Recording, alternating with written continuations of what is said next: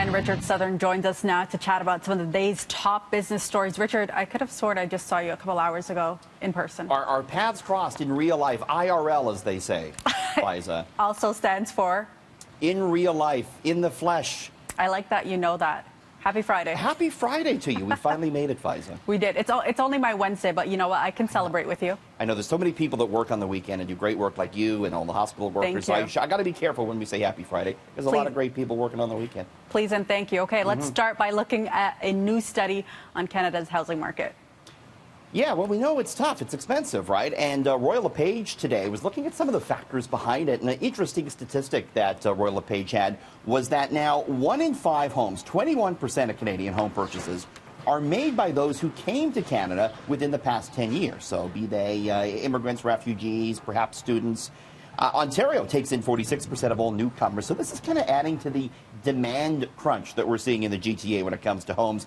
RBC has previously said that GTA needs to double the rate at which it builds new homes and apartments just to keep up with demand. Still, having said all this, newcomers to Canada much less likely to own a home than Canadians are. Just 32% of new Canadians own a home compared to about 68% of Canadians. But interesting stats there as we continue to look at this very interesting housing market, Faiza. Definitely. I was just having a chat with someone who kind of said owning a home is out of reach. Well, for sure, for a lot of millennials in particular, we've seen the price of the home go up exponentially, but wages, they haven't budged. So it's tough even to make that down payment, Faiza.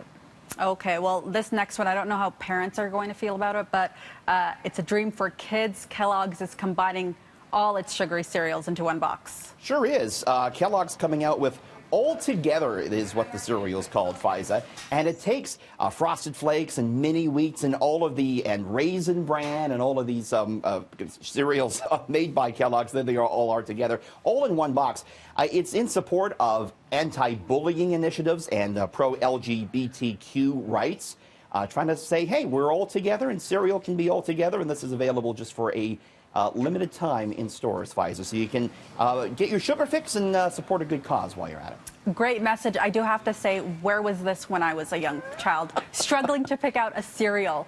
I know. I still stand in the cereal aisles thinking, what am I going to get? People aren't buying cereal as much as they used to as well. That's a whole other story. My mom always made me get Raisin Bran. That's the healthier choice. Right? It's like vitamins and fiber and all that. Okay, let's talk apps. Apparently there is an app for everything. Well, the Vatican is going digital. Richard, tell us about that. Yeah, this really caught my eye. This is the e-rosary the Vatican is selling for $110, Faiza. The device can be worn as a bracelet. It's made up of 10 beads, and you make the sign of the cross to actually start. It helps you do the rosary, a prayer that, or a series of prayers that Catholics engage in. This can also actually track your health as well. You can wear it on your wrist. Rosary works by connecting to an iPhone or an Android over Bluetooth. The Vatican says the rosary is a tool for, quote, learning aimed at the digital world where the young people dwell. So there's the Catholic Church trying to appeal to younger people as perhaps attendance kind of dwindles a bit in Mass. So if you're doing that, pray for Faiza and I. We need all the help we can get. Please and thanks. When the youngins won't come to you, you just got to go to the youngins, I guess. There you go. Absolutely. This is what the apps are all about. That's it. All right, Richard, the weekend is here. Talk to us about gas prices. What can we expect? A little bit of good news going down just a penny at midnight tonight, Faiza, and straight ahead, you're going to want to hang on for this just after 6:30. We're looking at how being allergic to cats could be a thing of the past. There's a big new invention on that front, Faiza, so stick around. I don't know how I'm going to feel about that, but we'll talk to you in the next hour. Thanks, Richard. Thanks.